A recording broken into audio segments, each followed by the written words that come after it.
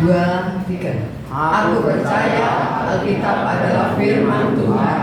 Ketika aku membaca, mendengar, melakukannya, aku pasti berbahagia. Amin. Puji Tuhan. Pada kesempatan pagi ini kita akan belajar, saya berikan judul Mengapa Dia Dikecam Bodoh. Ya. Saudara, nggak ada orang yang suka dikatakan bodoh. Amin. Ada yang suka? Ada. Ya, nggak ada orang suka dikatakan bodoh. Ya. Nah, kalau nggak mau, nah ini kita belajar. Jangan sampai kita dikecam bodoh. Dikecam orang aja bodoh lu. Ya, kita nggak suka. Apalagi ini yang kecam Tuhan juga. Kita lihat Lukas pasal 12. Saudara kasih kita Lukas pasal 12 ayatnya yang ke-20. Satu kisah yang seringkali ya sampaikan atau sudah tidak asing, mungkin saudara sudah hafal juga kisahnya. Tapi pagi ini kita akan belajar mengapa orang kaya ini dikecam bodoh oleh Tuhan. Lukas pasal 12 ayat 20. Tolong Alkitabnya dikasih pika supaya atau kasih tanda supaya nanti kalau buka tidak susah ya. Karena kita akan lihat ayat-ayat di Lukas 12. Dapat? Ya? Yuk baca ya. 2, 3.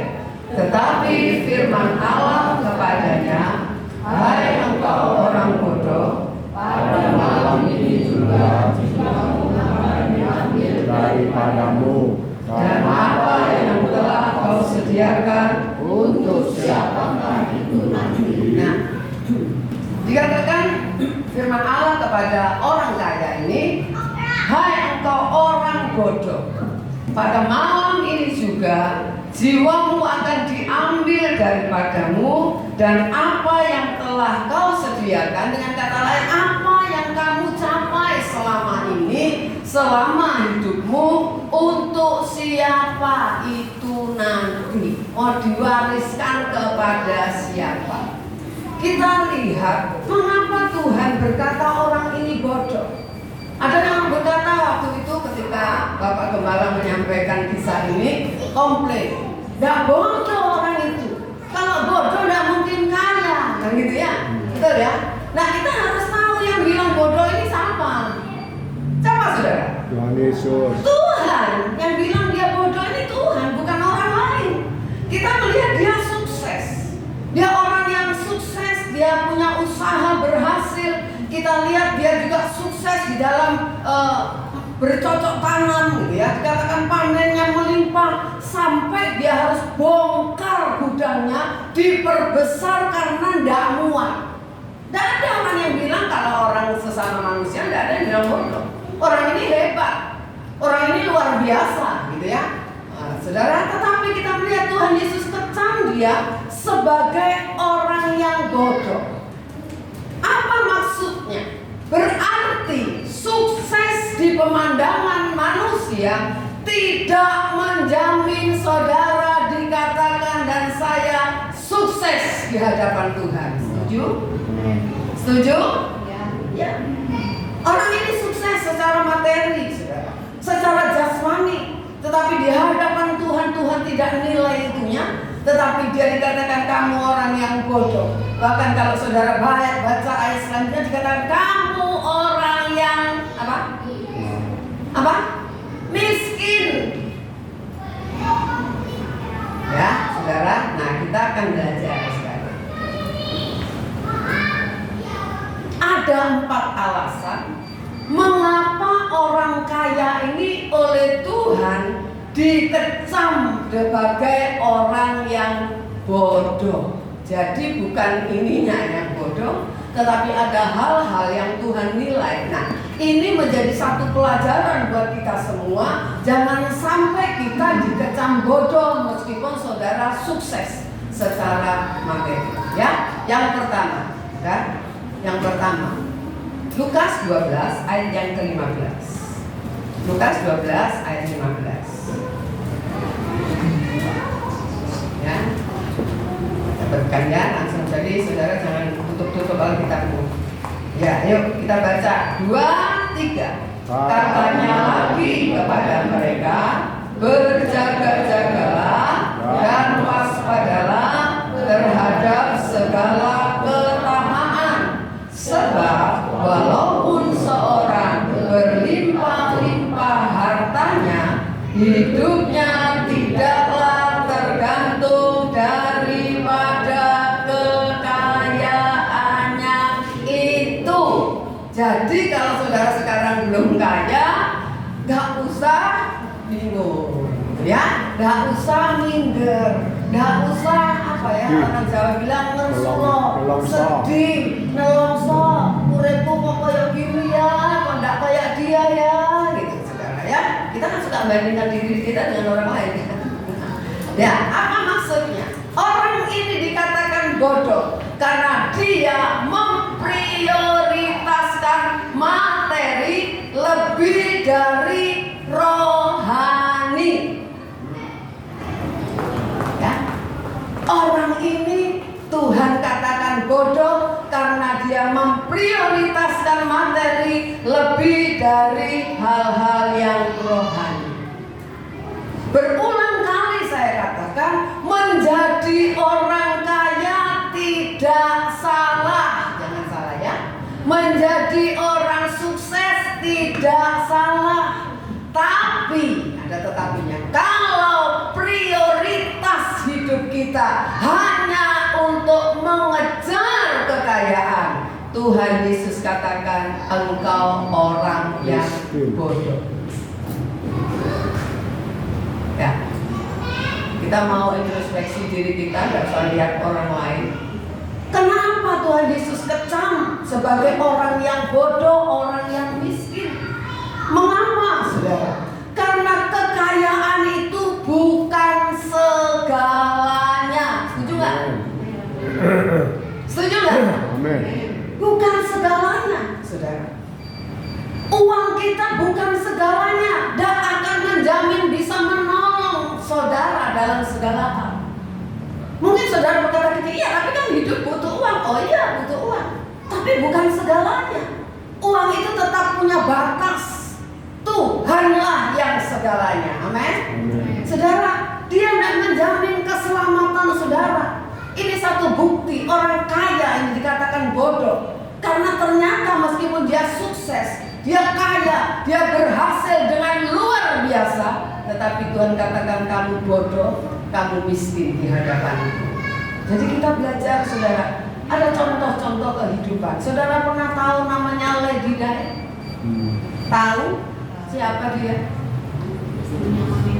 Charles. Istri Pangeran Charles Kerajaan Inggris. Bukan kerajaan ya, kerajaan di Inggris. Saudara, kita lihat dia orang biasa. Bahkan kalau nggak salah dia guru TK atau apa ya. Orang biasa, dia suka anak-anak kecil. Ketika dia menikah dengan Pangeran Charles, kita melihat dunia melihat bahwa mereka pasangan yang ideal. Ya, satunya cantik, satunya cakep gitu ya. Ideal dan bahagia. Nah, ternyata saudara terungkap setelah menikah setengah tahun mereka pisah ranjang. Bukan karena ranjangnya sesat, ya kan? Bukan karena ranjangnya sempit, tetapi pasti ada sesuatu yang menggoncang hidup rumah tangga mereka. Itu Lady Di. Ada contoh lain, Soraya, ratu kecantikan dunia, menikah atau dinikahi seorang miliarder. Dia dibangunkan rumah yang sangat mewah, bahkan dikatakan keran airnya semua di rumah itu terbuat dari emas. Saking sugih, ya dong, saudara, saking kayanya, saudara. Ya, saudara, tetapi kita melihat, saudara, Soraya mengungkapkan satu pernyataan yang menyedihkan. Dia katakan, aku wanita paling malang. Aku hidup seperti burung di sangkar emas, tapi aku tidak bahagia. Jadi jangan berpikir, oh kalau uangku tambah pasti hidup kita bahagia, Mas, Dek, Mom, Pap, Dad. Nah, ini bukti dua orang ini aja. Ya, saudara, jadi kita melihat satu bukti bahwa pangkat, jabatan, kekayaan, kemewahan tidak pernah menjamin kebahagiaan hidup seseorang. Kadang-kadang orang yang hidup sederhana lebih bahagia daripada miliarder. Setuju nggak? Kita lihat miliarder bisa bunuh diri. Saudara tahu itu siapa itu? Yang bintang film yang terkenal, yang mati minum overdosis. Michael Jackson. Ya banyak lah ya. Termasuk Michael Jackson itu meninggal karena udah puas. Saudara dia negro itu sampai dibuat kayak gitu, mukanya itu loh sampai aneh, betul lah? Ya kan? Hidungnya kecil gitu ya. Kan orang negro kan jeber-jeber hidungnya kan gitu ya. Hitam pokoknya. Jadi dia harus konsumsi obat untuk semua itu mempertahankan ya posturnya itu, keadaan operasi ini. Akhirnya meninggal dalam usia yang relatif muda, nggak sampai tua, saudara.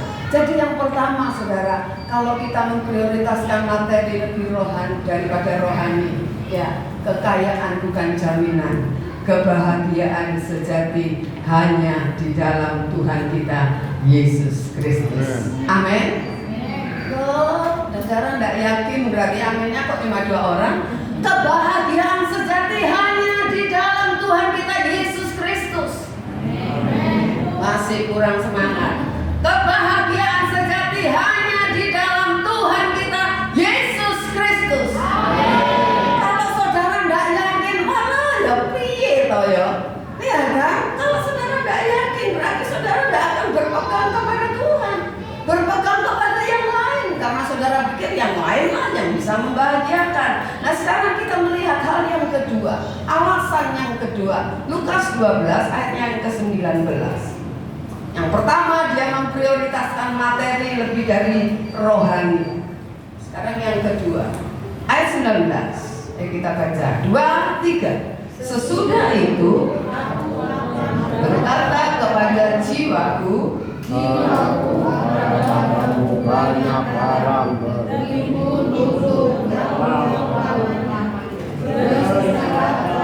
makanlah, minumlah, dan bersenang-senanglah. Saya mengajari jemaat di sini, saudara, kita diajar oleh Tuhan untuk taat.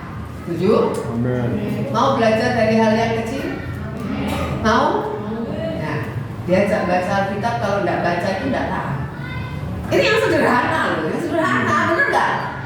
Halo, jadi tidak ada yang minum ya? Buka menurut saudara, kalau saudara bawa Alkitab, HP-mu buka, siapa suruh tidak bawa Alkitab? Heran, itu aja tidak taat saudara tidak bawa Alkitab. Jangan pakai HP lagi lah. Ya, rasanya tidak boleh lihat HP kecuali mata saudara bermasalah. Kalau bermasalah, it's okay, saya maklumi. Ya, selama kacamata saudara masih bisa dipakai, baca. Siapa yang tidak bawa Alkitab? Atau tidak punya Alkitab? Mau taat? Punya Alkitab di rumah Yong? Tidak, saya tidak tanya HP, Alkitab. Yongnya masih bisa baca Alkitab? Kelihatan nggak? Oh nggak kelihatan, is okay. Kalau nggak kelihatan oke. Apa lagi yang bawa? Nah, kamu sudah pakai kaca pembesar? Eko. Ya. Jadi yang tidak bawa Alkitab harap bertobat. Saya tidak menyediakan Alkitab di sini. Kalau saudara dari rumah aja keberatan bawa Alkitab, saudara bawa karung aja nggak keberatan bawa Alkitab cuma segitu, keberatan. Bertobat ya. Ayo belajar taat dari hal yang kecil, saudara. Dari hal yang kecil ini kan hal yang kecil sepele. Nah mungkin kata Tuhan kan bilang ini, kalau kamu yang kecil aja tidak bisa setia, mana bisa setia sama hal besar. Setuju? Nah, ya. Mulai minggu depan tidak ada orang tidak bawa Alkitab. Jadi tiap masuk mana Alkitabnya, tolong menerima tamu tanya, Alkitab? Kalau tidak beli dulu gitu. Atau pinjam ke rumahnya siapa? Ya, sudah. Ayo. Ya, yang kedua dikatakan sesudah itu aku akan berkata kepadamu, jiwaku, orang kaya ini, jiwaku, kepada jiwaku, ada padamu banyak barang tertimbun untuk bertahun-tahun lamanya, beristirahatlah, makanlah, minumlah, bersenang-senanglah. Karena hal yang dia sudah capai tidak akan bisa dinikmati bertahun-tahun. Sekarang waktunya ongkang-ongkang kaki, senang-senang, makan, minum, tidur, lencer, kuliner, semua gitu ya. Wah, sudah. Ini bicara tentang aku. Orang kaya ini memprioritaskan dirinya lebih dari yang lain. Aku, saudara baca coba. Aku. Saudara baca aku. Hai jiwaku. Aku akan terus. Saudara, jadi kita melihat seluruh hidupnya hanya untuk kepentingannya sendiri, ya. Seluruh hidupnya hanya untuk kepentingan dirinya, mungkin ya boleh dikatakan keluarganya. Ini loh orang yang egois, orang yang egois. Keegoisan itu tidak pernah membawa kebahagiaan. Orang yang egois itu tidak bisa bahagia. Siapa yang senang punya teman egois, angkat tangan. Ya? Gak ada. Kita itu gak senang sama orang yang egois, ya toh? Saudara, kita semua gak suka punya teman egois. Ya apa-apa harus menurut dia, gitu kan? Kita gak suka. Coba kita baca ini. Filipi 2. Nah itu dikasih kita ya, jangan susah carikan. Filipi pasal 2 ayat 4 dan ayatnya yang kelima.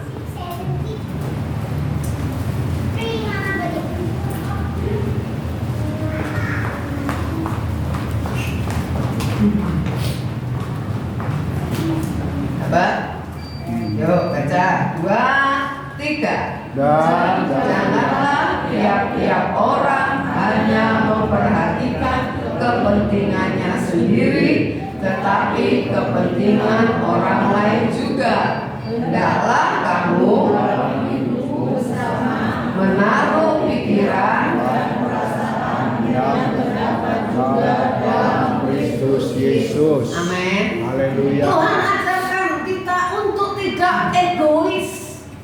Jangan mikirkan kepentingan diri sendiri, tapi kepentingan orang lain juga. Untuk bisa memiliki hati yang memikirkan orang lain, maka dikatakan ayat 5, hendaklah kamu dalam hidupmu bersama, bukan hidup sendiri, hidupmu bersama menaruh pikiran dan perasaan yang terdapat juga di dalam Kristus Yesus. Makanya kita harus merubah cara berpikir kita. Salah satunya supaya tidak jadi orang yang egois, yang hanya mementingkan diri kita sendiri. Pokoknya gini, tidak gini, mau. Itu orang egois. Ya, itu orang egois. Seringkali orang egois itu kalau punya mau maksa orang lain untuk ikuti dirinya. Tapi giliran dia urus ikutin orang lain, enggak mau. Enggak kesana, udah melok. Bukan itu. Jadi gini, lek punya 5 orang, ayo pergi Navara kali ini.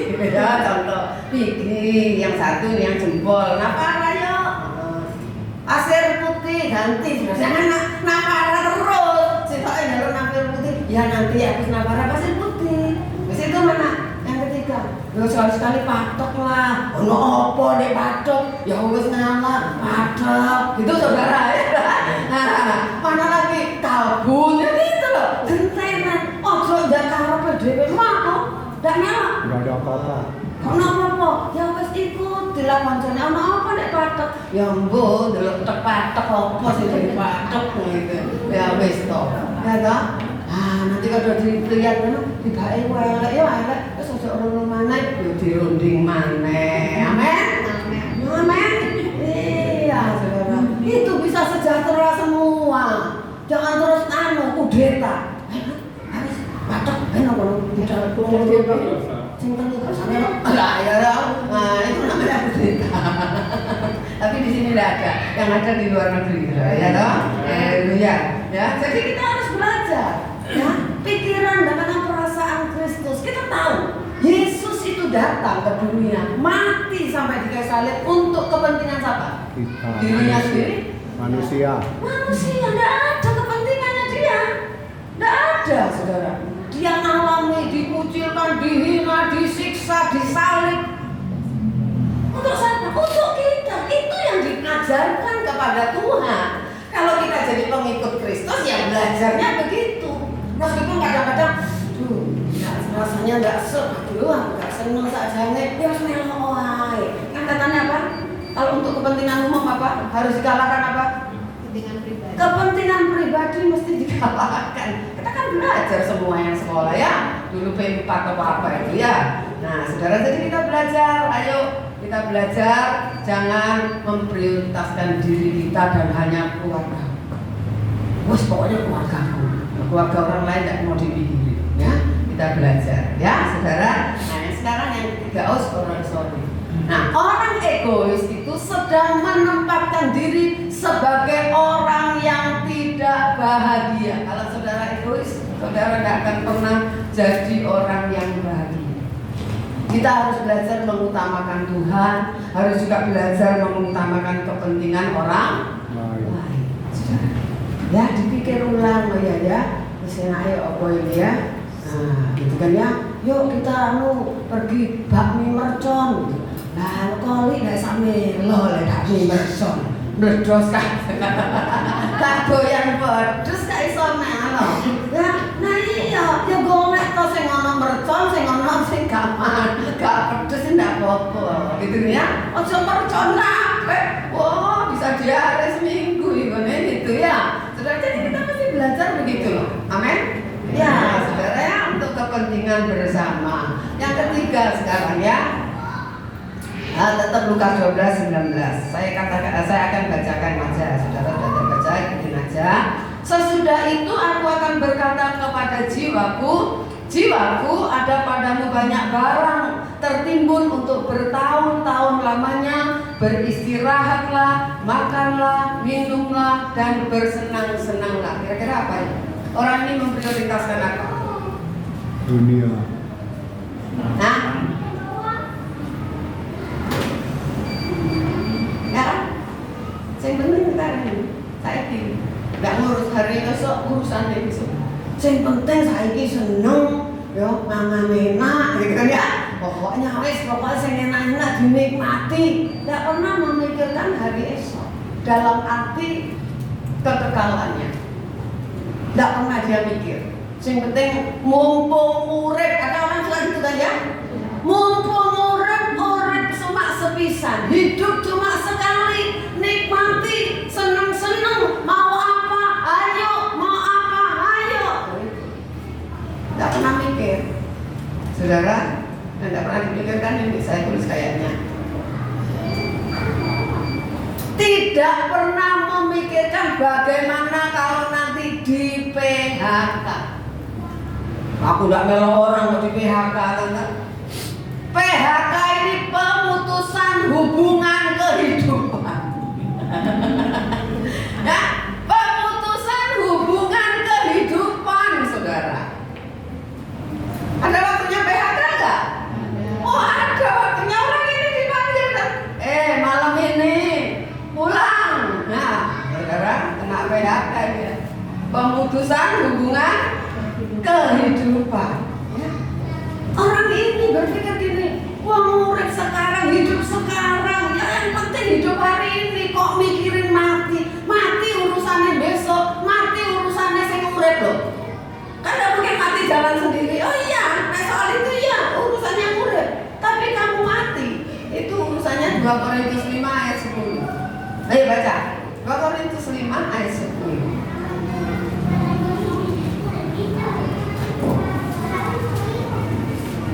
2 Korintus 5 ayat 10.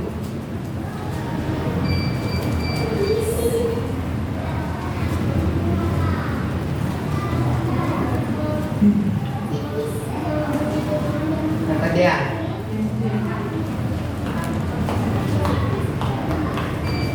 ayo baca 2, ayo semua ikut baca, jangan ada yang mingkem. 2, 3. Sebab kita semua harus menghadap supaya setiap orang memperoleh apa yang patut diterimanya sesuai dengan yang dilakukannya dalam hidupnya ini, baik ataupun jahat. Saya mau tanya, ada perkecualian? Enggak. Sebab kita semua, ada yang pendeta, enggak perlu, enggak ada. Yang gerejanya besar, enggak usah, enggak ada. Kita semua harus, kata harus itu mesti, tidak bisa absen, enggak bisa. Izin enggak ada. Semua harus menghadap tahta pengadilan Kristus. Dikatakan semua harus menghadap untuk mempertanggungjawabkan apa yang dilakukan dalam hidupnya. Jadi kapan itu? Sekarang. Selagi hidup, selama dia hidup, ada pertanggungjawab baik ataupun jahat, saudara ya. Jadi kita melihat orang ini tidak pernah mikir, kalau saya di PHK Tuhan gimana hidup saya ya. Tidak pernah mikir, saudara. Saya baca Alexander Agung, pernah dengar nama itu? Ya, Alexander Agung, saudara, orang yang luar biasa. Dia orang yang cerdas, dia berani. Salah satunya Roma itu dijajah oleh Alexander Agung, ya, dan beberapa tempat, saudara ya. Wilayah. Alexander Agung dia meninggal umur 32 tahun. Masih muda kan? Masih muda kan? Ya. Tapi ketika dia sebelum meninggal, sebelum menemui ajalnya, dia pesan, nanti kalau aku mati, tolong petiku dilobangi kanan dan kiri tempat tanganku bisa keluar. Tangannya suruh dikeluarin. Loh, yang dipesan kan tanya, loh buat apa? Kok dilobangi dan tanganmu dikeluarkan? Kaisar, supaya rakyatku tahu bahwa kalau seseorang meninggal dunia, tidak ada sesuatu apapun yang bisa dibawa dalam tangannya. Amin. Amin. Orang kaya ini bisa bawa gudangnya atau apanya? Tidak bisa, saudara ya. Sekaya apapun dia, tidak ada yang bisa. Yang ada diprotoli, ya bukan? Ya kan? Kalau dia pakai angkot emas, kalau mati diprotoli, diambil dulu. Kalau enggak dibongkar sama orang. Apalagi yang nyelawat tahu. Mau berpisah nih. Ya, mau tukang gedok kubur sebenarnya. Ya, nggak ada, saudara. Itu sebabnya. Saudara jangan hanya mikir cuma hari ini. Hidup sekarang harus perlu pikirkan juga kalau saya nanti dipanggil Tuhan di PHK, saya pertanggungjawabannya itu apa? Makanya Tuhan Yesus berkata di dalam Matius 6 ayat 19 dan 20, katakannya apa? Jangan kumpulkan harta di bumi.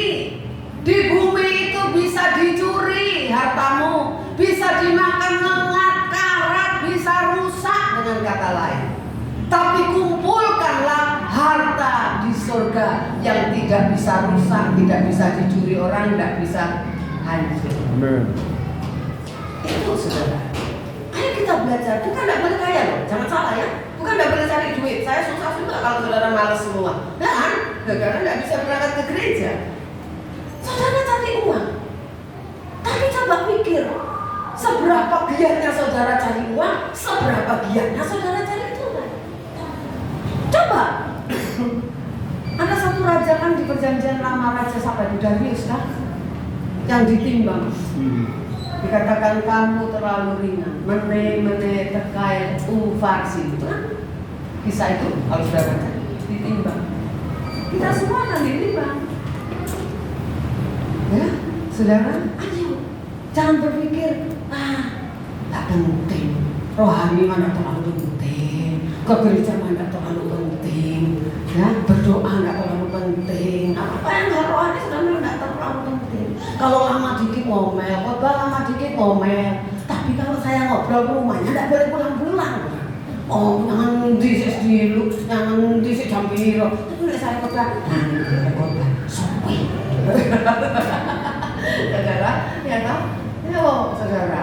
Kalau untuk rohani loh, sulitnya doa lama banget doanya gitu. Suka amin gitu ya. Saudara, coba saudara lihat cari uang. Ayo ke gereja asik. Iki sing ana wong tuku gitu kan. Ayo. Nggih napa mboten? Nggih. Iya toh. Ayolah berubah. Amin. Ayo berubah. Enggak ada yang bisa merubah hanya saudara. Saudara punya keputusan, ya? Ya, saudara, jadi ayo kita belajar. Nah, sekarang yang terakhir, poin yang terakhir maksudnya, karena yang terakhir, saudara, poin yang terakhir. Lukas 12 ayat 18. Ayat 18.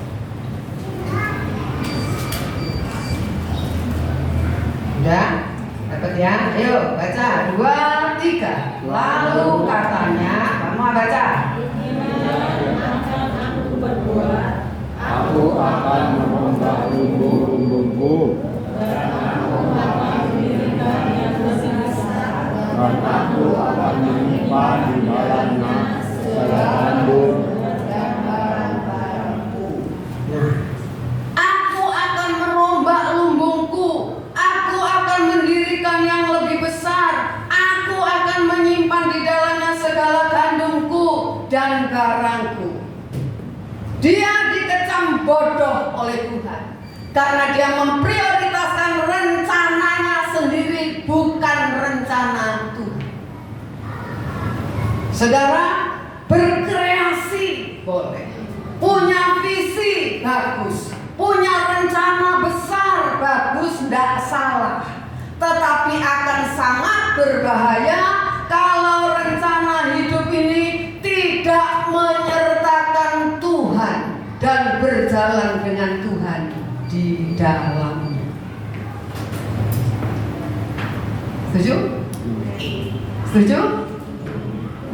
Ayo baca Yakobus 4 ayat 13 sampai 16. Kita gantian aja baca. Semua ikut baca. Ayo belajar taat, saudara. Dari hal yang kecil kita belajar taat.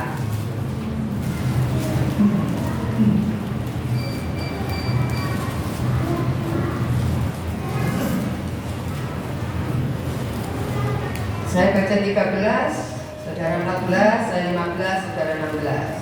Ya. Sudah siap ya? Saya baca 13.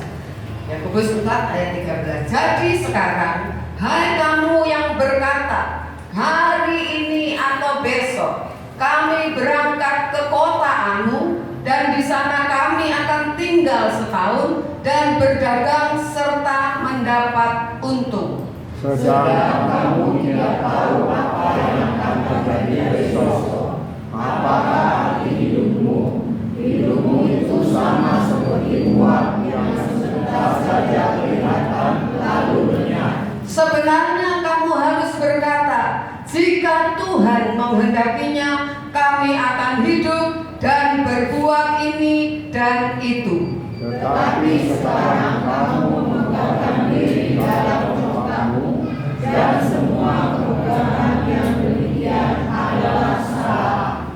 Adalah apa? Salah.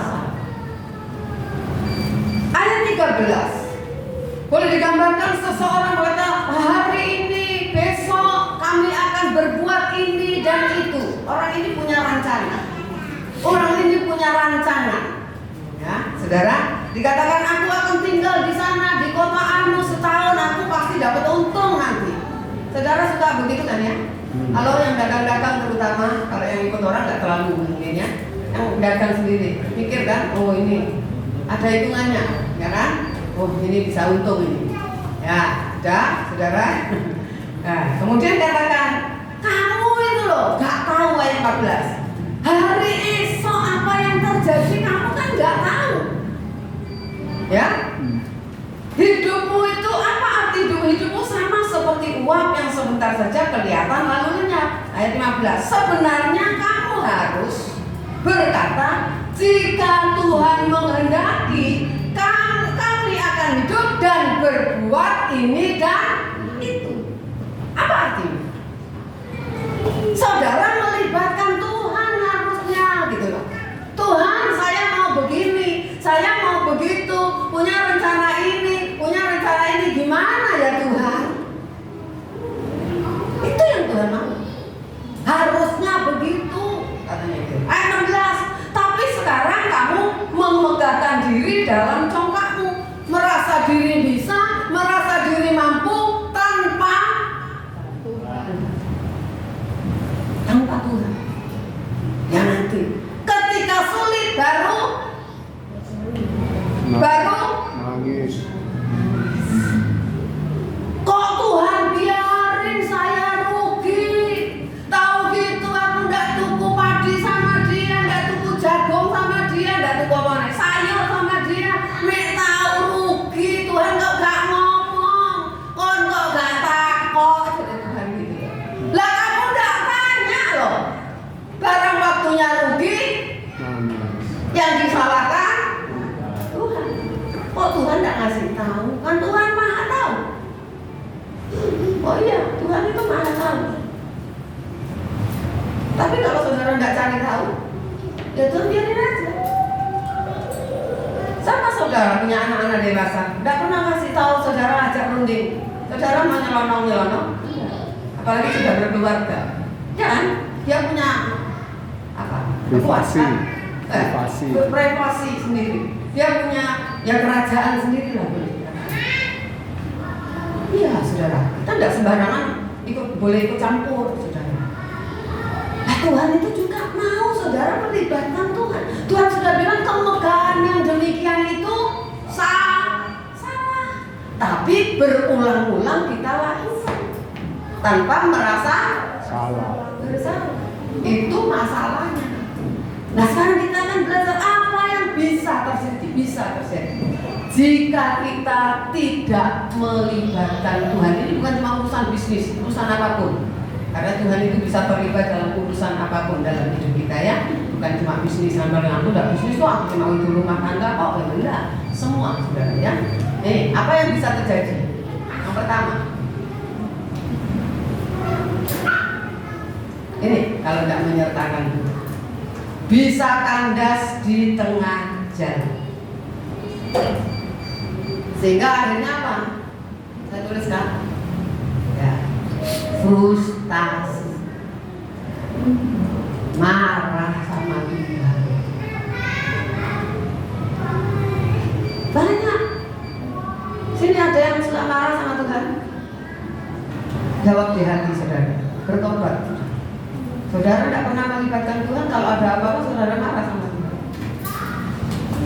Saudara ngutangi orang-orang itu tidak bayar, saudara marah sama Tuhan. Saya ngutangi lo sopo.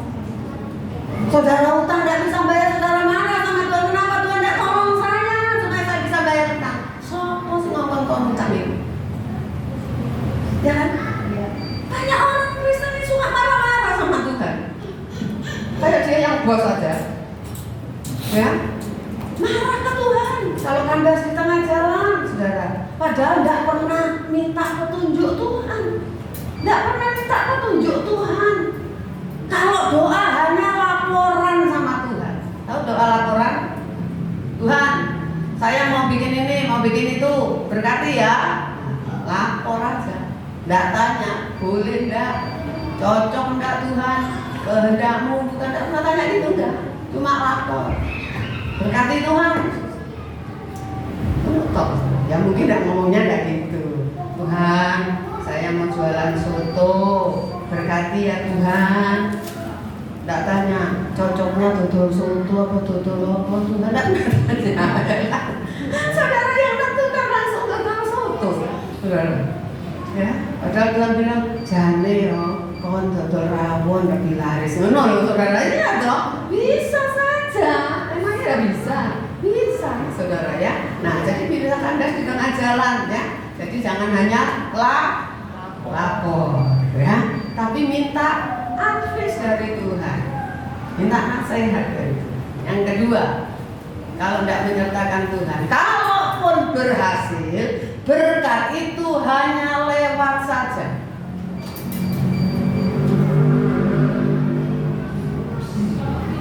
Ya, hanya lewat saja. Coba baca ini. Pengkhotbah itu cedek Amsal, saudara ya. Atau saudara buka Kidung Agung, depannya itu pengkhotbah. Saya buka Amsal kelamaan, buka Kidung Agung dulu. Tulisannya KID, Kidung Agung.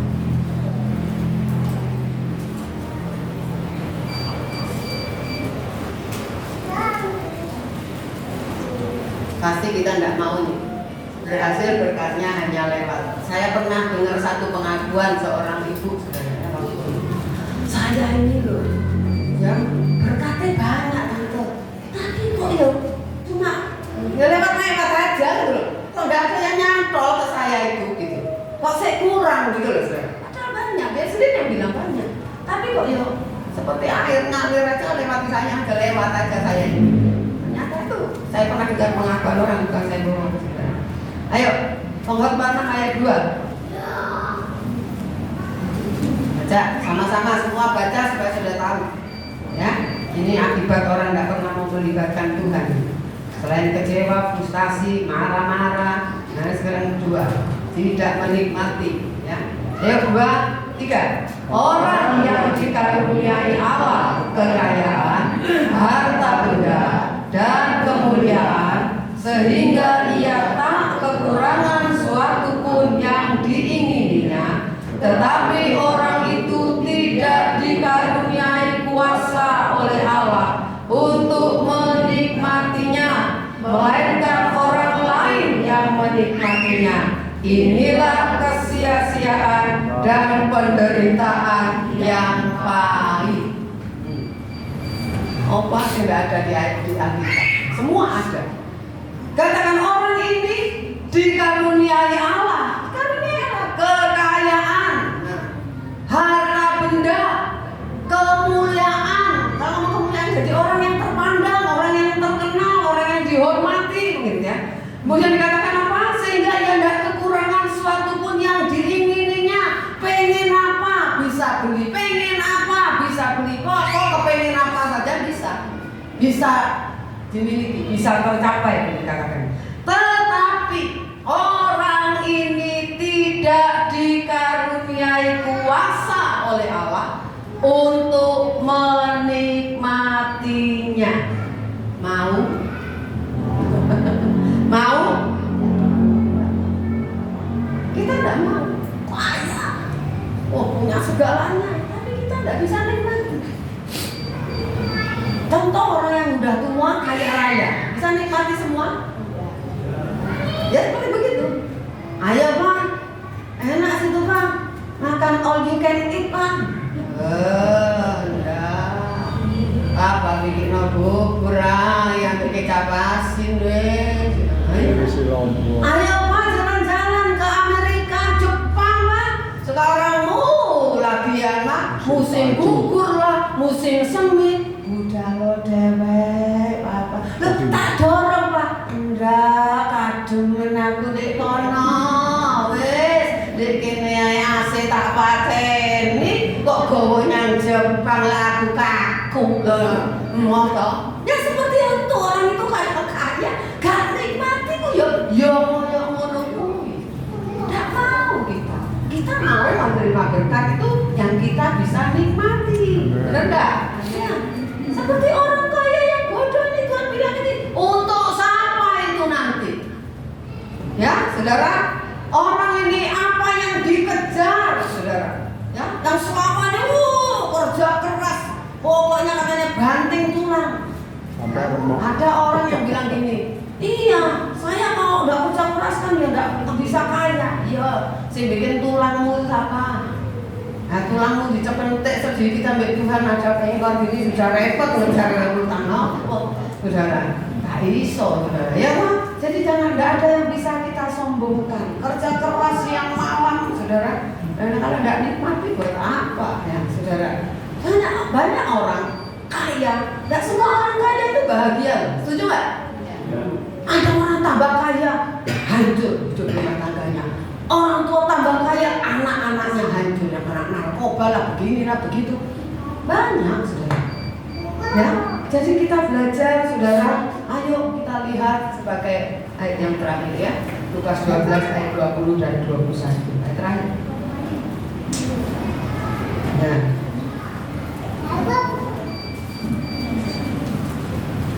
saya akan bacakan aja saudara itu. Ayat 20. Tetapi firman Allah kepadanya, hai engkau orang bodoh, pada malam ini juga jiwamu akan diambil daripadamu, dan apa yang telah kau sediakan untuk siapakah itu nanti? Demikianlah jadinya dengan orang yang mengumpulkan harta bagi dirinya sendiri, jikalau ia tidak kaya di hadapan Allah.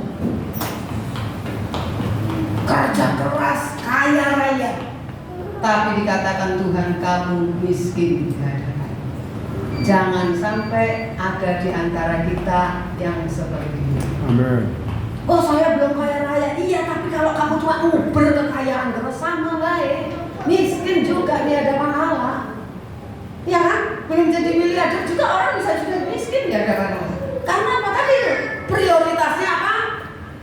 Yang pertama prioritasnya apa? Loh lah, ini bisa catatanmu dulu nomor 1 materi. Kalau prioritasnya materi, rohani saudara kan gak penting. Yang penting pesek. Saudara, time is money. Ya, terus naik, gitu ya, terus naik. Nanti tunggu tanggal mainnya, kan gitu. Materi kita perlu, saudara.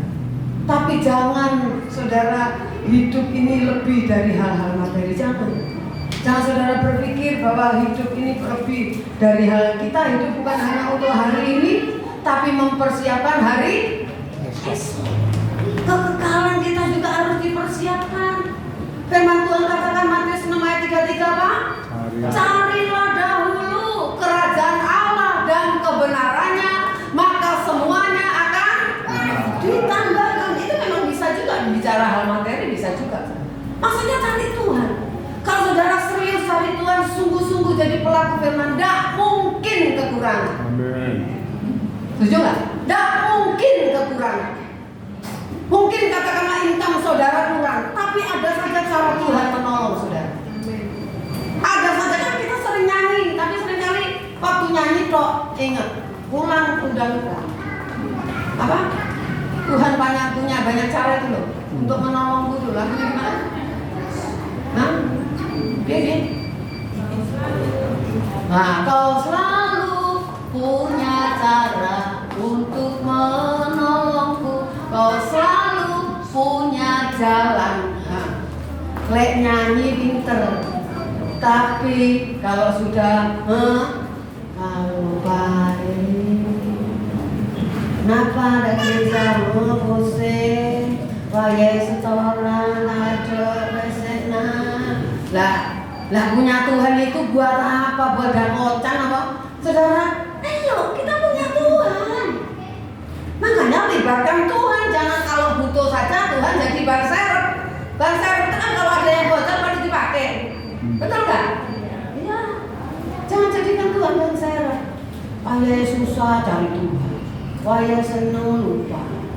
Saudara, ayo senang susah saudara dan saya tetap butuh Tuhan. Amin. Ya, yuk kalau bikin rencana libatkan Tuhan. Ini Tuhan setuju apa enggak? Seperti Tuhan Yesus. Bukan kehendakku yang jadi, kehendakmu. Kalau kita menyimpan, resiko ditanggung. Kalau kita menyimpan, resiko ditanggung. Nah, jangan marah sama Tuhan berkati kita ya. Ayo kita tahu prioritas hidup kita supaya kita